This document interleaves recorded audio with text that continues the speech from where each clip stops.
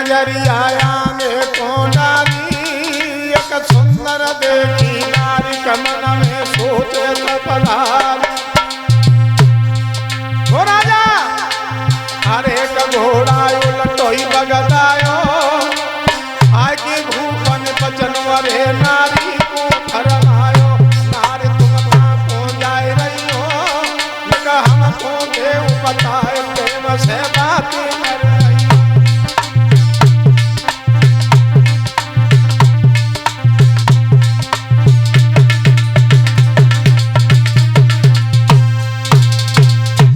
महाराज ने घोड़ा को उल्टा ही बगदाया, कहा गोरी सुंदरी तुम कहाँ जा रही हो।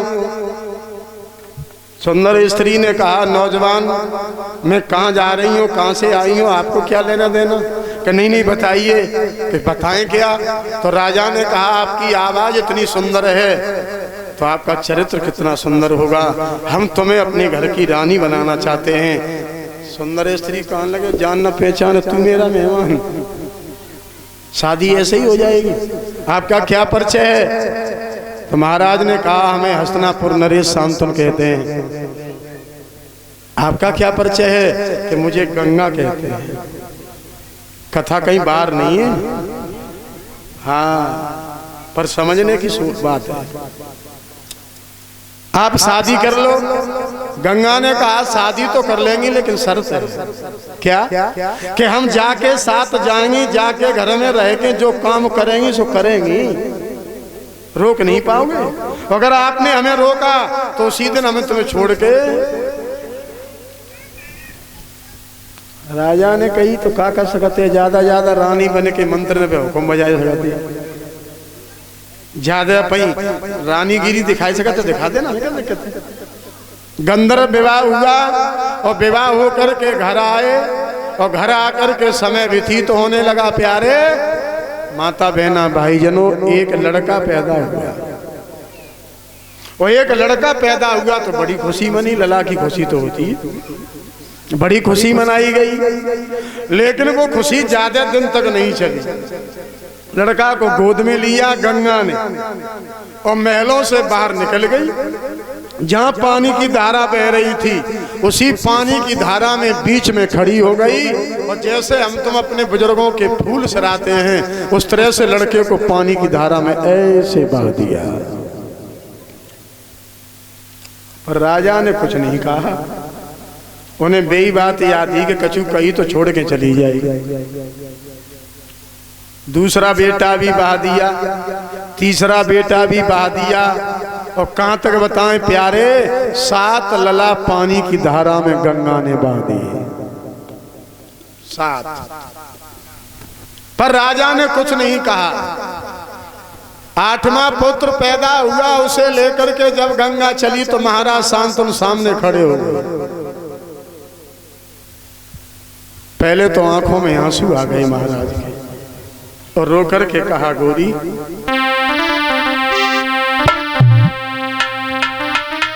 आरे धीरे धीरे ओ रानी तेने बालक ले जिहाई। कौन सी गलती बनी नार तेने पानी में गए भाई।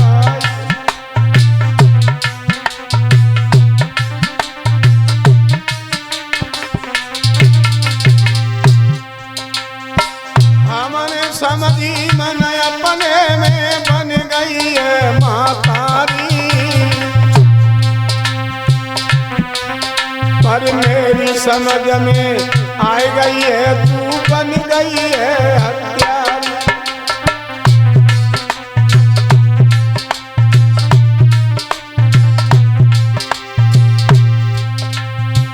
कैसे ललाहते अंगना में नया किन से देखो,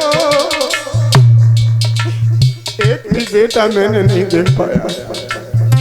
कैसे ललाहते अंगना में नया किन से देखो, कैसे बंसु चले हमारो रही गाते परे को, कैसे बंसु चले हमारो।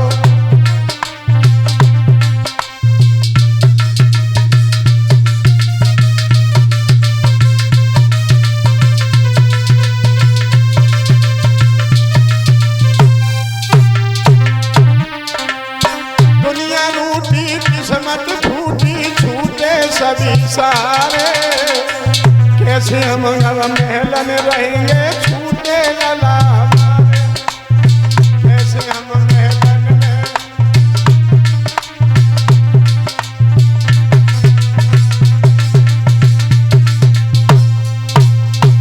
क्या होगा? कुछ नहीं रहा, हमारा सब कुछ खत्म हो गया।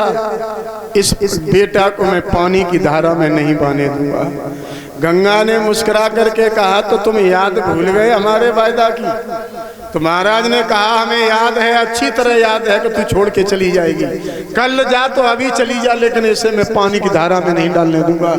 गंगा ने कहा, बहुत अच्छी बात है, पर तुम सोच रहे हो कि ये लड़का हम तुम्हें अभी दे दें? नहीं, समय आने पर ये लड़का मिलेगा, लेकिन मैं लड़का अभी तुम्हें नहीं दूंगी, ना पानी की धारा में बहाऊंगी। और इतनी कहकर के लड़के को लेकर के गंगा अंतर ध्यान हो गई। परशुराम के आश्रम में जाकर के परशुराम के हवाले वो लड़का कर दिया। परशुराम जी ने उसका नाम गांगदेव रखा।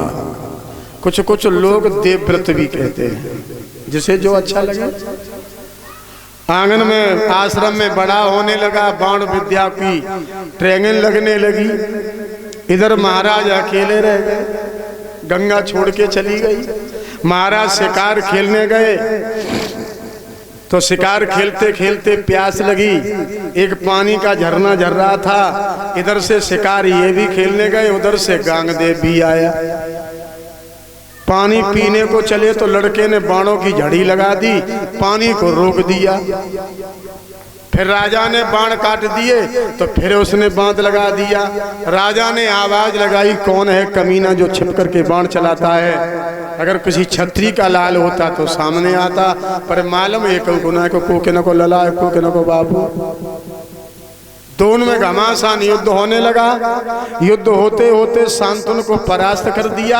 मारने के लिए बाण को निकाला तो गंगा ने आके कहा, ठहर जाओ गांगदेव। माँ आप? हाँ, क्यों रोक दिया मुझे? वही कोई गैर नहीं है, तुम्हारे पिताजी हैं। क्या मेरे पिताजी? हाँ। शांतनु को होश आया तो गंगा से हाथ जोड़ के बोले, गंगा मुझे क्षमा कर देना, मैंने समझ नहीं पाया। तो गंगा ने कहा, पत्नी पति को क्षमा नहीं करती, बल्कि पति पत्नी को क्षमा करता है। हो सके तो आप मुझे क्षमा कर देना, मैं अपने वायदा के मुताबिक आपका पुत्र आपको देने आई हूँ। गांगदेव का हाथ शांतनु के हाथ में गा दिया, गंगा अंतर ध्यान हो गई। तो गांगदेव को लेकर के शांतनु आ गए हस्तिनापुर में। फिर ये अपने घोड़ा को दौड़ाते हुए चले जा रहे हैं। मानव भोगों को नहीं भोग पाता, बड़ा कष्ट होता है। राजा ने सब कुछ देखा, लेकिन भोगों को नहीं भोग पाया। और इसी चीज को पद्य में ढाला है हमारे परम श्रद्धेय गुरुदेव जी ने। क्या? जरा ध्यान दे।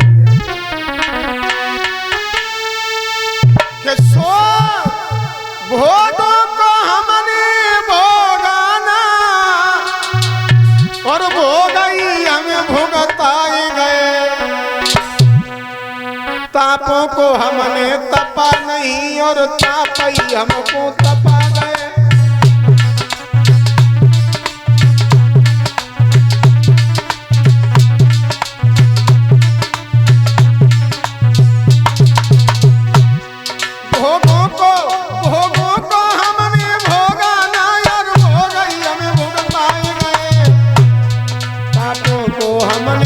तपा नहीं, और तापई हमको तपा गए।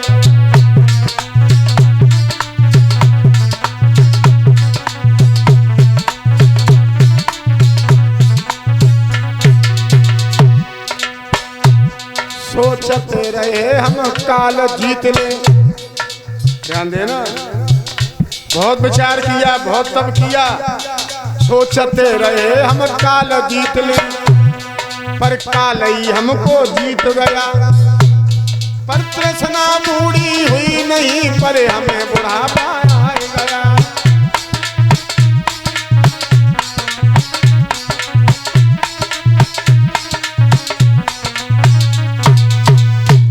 सोचते रहे हम काल जीत रहे, पर काल ही हमको जीत गया। और तृष्णा बूढ़ी हुई नहीं, पर हमें बुढ़ापा आ गया।